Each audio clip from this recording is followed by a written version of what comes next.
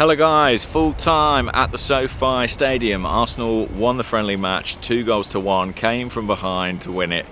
There was a penalty shootout afterwards which Manchester United won, but the less said about that the better. It's all a bit of silliness at the end. Arsenal won the game in the 90 minutes, and that of course is what counts. I'm stood outside the stadium now. It's about 9 o'clock. Today's actually a really significant day for me. I'll just talk briefly about that, but I look back through my diary, and the first public article I ever wrote about Arsenal, which was for my own site, gunnerblog.com, way back in 2004. That was 20 years ago to the day. I was inspired by the Invincibles and that team and their success, and I started writing my own blog, my own website. Here I am 20 years later, covering the team professionally for The Athletic in Los Angeles. It's been a hell of a ride, so I just want to say thank you so much, first of all, to you guys who have been a massive part of that. I think I'm one of the lucky people who has a really nice community on YouTube, and quite a few of you have come up to me out here and said how much you enjoy these videos, how glad you are to see them back now that the football's underway again. So thanks for supporting me and following me on this journey. It's been a hell of a ride over 20 years, and yeah, we'll see what the next 20 years hold, hopefully. Anyway, to talk about the game, the lineup again was quite strong, I thought. Only a couple of younger players in there, two 17-year-olds though. Aidan Heaven starting at centre-back, and Ethan Ranieri in central midfield alongside Martin Odegaard and Jorginho. Gabriel Jesus came in up front. We had Trossard and Reece Nelson on the wings, Timber alongside Heaven at centre-half, and then at full-back, White and Zinchenko. Carl Hayne continuing in goal. It is Carl Hayne, not Carl Hine. I need to remember that moving forward. Well, Heaven didn't have the best start to the game necessarily. I mean, he was out-muscled, out-paced by Rasmus Højlund, who went through on goal and scored the opener. I don't think Carl Hayne would be particularly pleased with it either. And he feared for him at that point in time. But credit to him, for a player who's 17 years old, playing in a huge stadium, 60,000 fans there, against established internationals, he really regained his composure impressively. I think what they like about him most in the academy is his ability on the ball, his technique, his passing, his touches. And as the first half went on, he began to show that. There were some really neat little touches to take him away from the attackers. And I've got to give him huge credit, because yes, he was second best in that early challenge, but he came back from it in a big way and settled into the game and grew into the game. Ethan Ranieri made a really positive impact yet again. He got the assist for the equaliser, running in behind in that Granit Xhaka position, that inside left channel, and crossing to the far post for Gabriel Jesus to tuck home.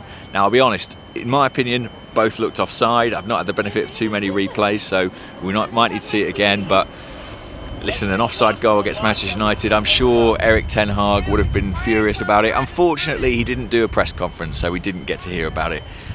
Maybe he was sulking a bit, who knows. But Jesus tucks it home, it's 1-1. And actually, Arsenal grew into the game from that point on. Gabriel Jesus would have been delighted to score. Mikel Arteta spoke a lot about him in the press conference afterwards. He said he's really happy with how sharp he looks, how fit. He says the spark has come back into his eyes. He says he's changed a lot in his lifestyle. I wouldn't go into further details, but you imagine that must be to do with conditioning, strength and conditioning, diet, sleep, all these kinds of little marginal things which can make a big difference in performance. And Jesus did indeed look strong, quick, determined. Maybe could do with getting his shots off a little earlier, but pleased to see him back on the score sheet. My friend Kaya pointed out to me he hadn't scored for Arsenal, I think, since January.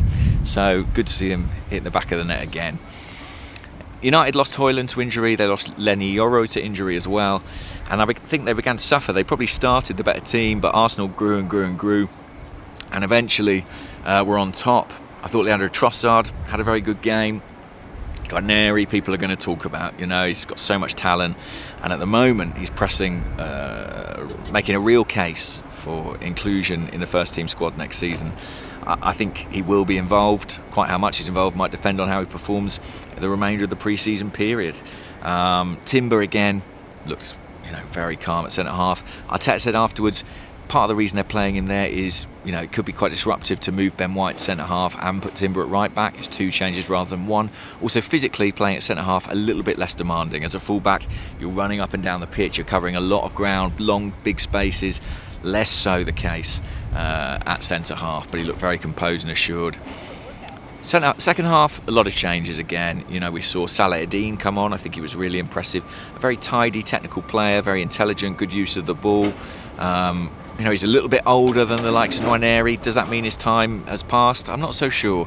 I think he'll go out on loan this season. I'm not convinced he'll be an Arsenal player in the long term, but he's done himself no harm at all on this tour.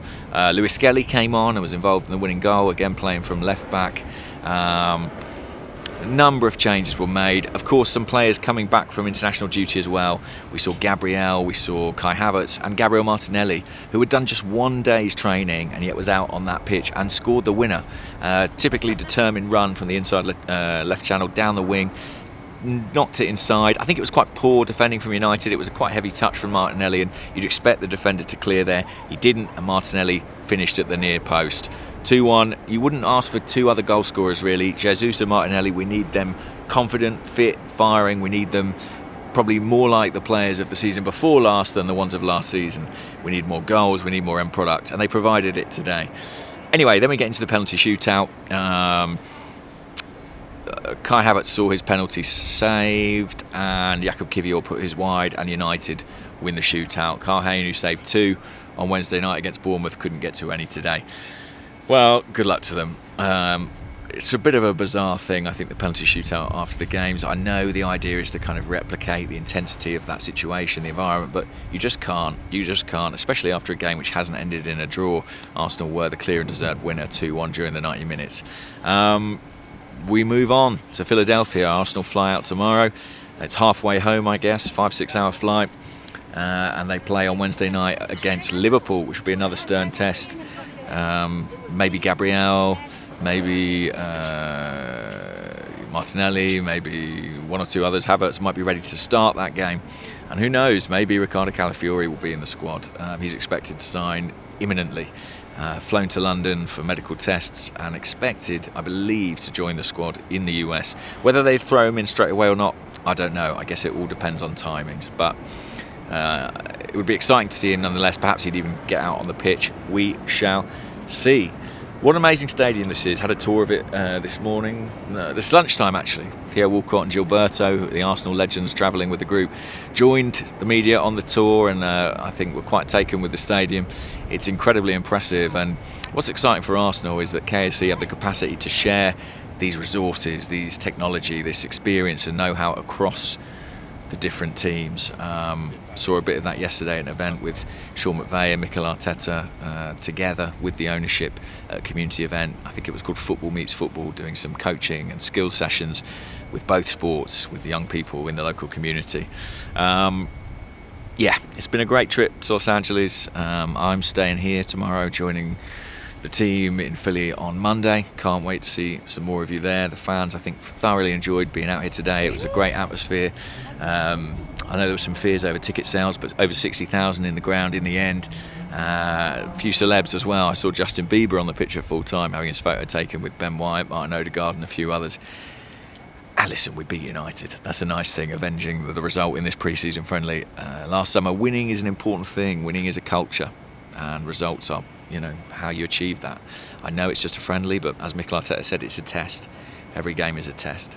I'm going to leave it there, guys. Thanks for watching. And I don't just mean today. Thanks for the support over the years. Special day for me, 20 years. Makes me feel very old. I'm 38. I suppose, I started quite young. And in some respects, I feel like I've only just started in terms of, covering the club professionally. But it's been a real privilege. Privilege to be here. There's the flights landing at LAX. That's why they had to build this stadium into the ground, because of the flight path that goes over it. Quite an amazing feat of engineering. But I'll leave it there for now. Take care, guys. I'm off to meet Andrew and Clive and Elliot and Kaya for a drink. So speak to you soon. Bye-bye.